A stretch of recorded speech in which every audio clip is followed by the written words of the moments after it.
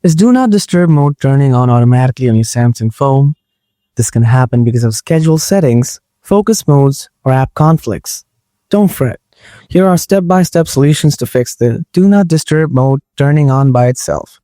So let's get started. Solution 1. Turn off bedtime. First, go to the settings. Then scroll down. Find out the digital well-being and parental controls. Then tap on it.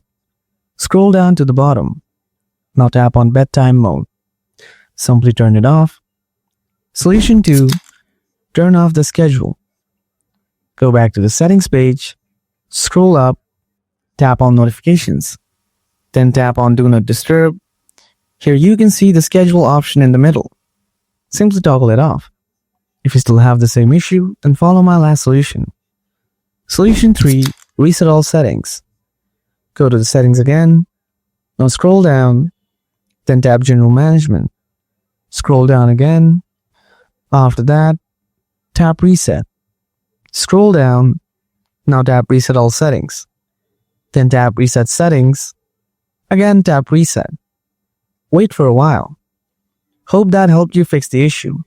If you found this video useful, please make sure to hit the like button. Thanks so much for watching.